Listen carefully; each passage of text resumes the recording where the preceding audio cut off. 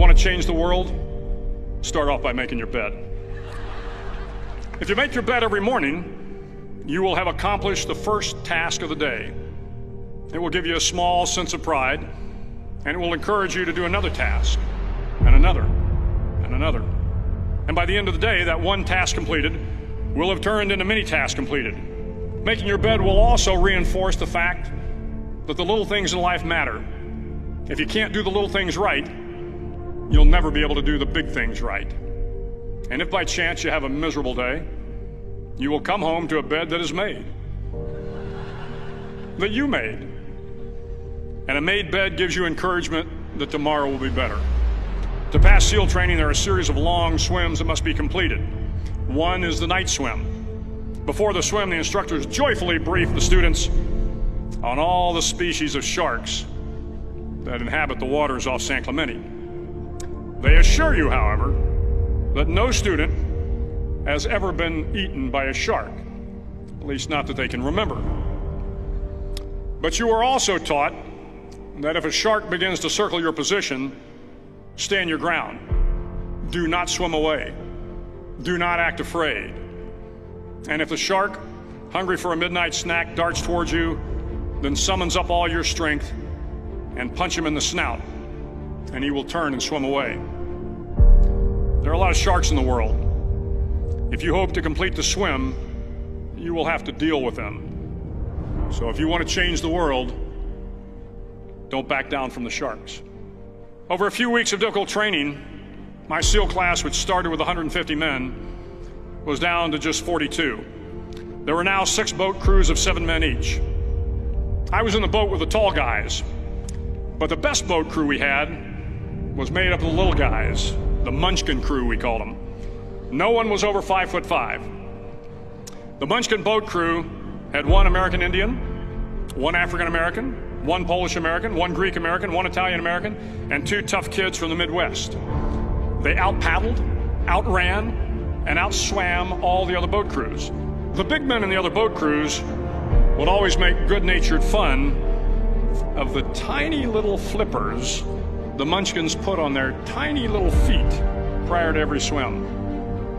But somehow these little guys from every corner of the nation and the world always had the last laugh, swimming faster than everyone and reaching the shore long before the rest of us.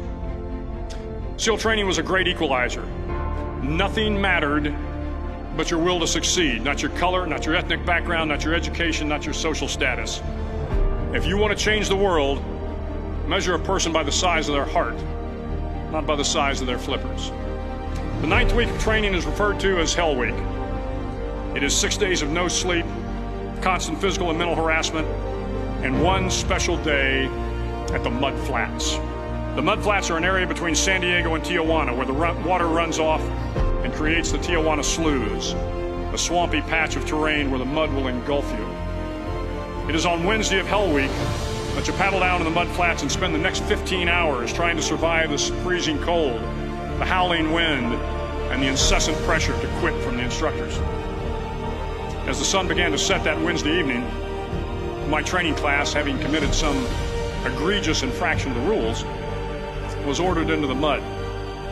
The mud consumed each man till there was nothing visible but our heads. The instructors told us we could leave the mud if only 5 men would quit. Only 5 men, just 5 men, and we could get out of the oppressive cold. Looking around the mud flat, it was apparent that some students were about to give up. It was still over 8 hours till the sun came up. 8 more hours of bone-chilling cold. The chattering teeth and the shivering moans of the trainees were so loud, it was hard to hear anything. And then one voice began to echo through the night. One voice raised in song. The song was terribly out of tune, but sung with great enthusiasm.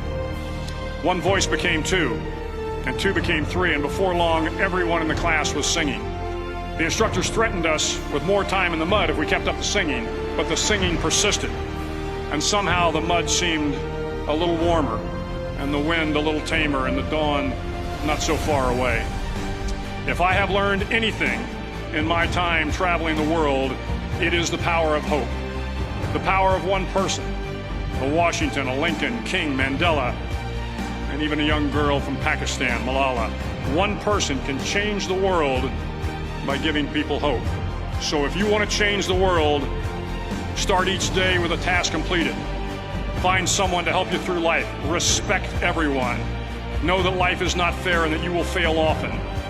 But if you take some risks, step up when the times are the toughest, face down the bullies, lift up the downtrodden, and never ever give up. If you do these things, the next generation and the generations that follow will live in a world far better than the one we have today. And what started here will indeed have changed the world for the better.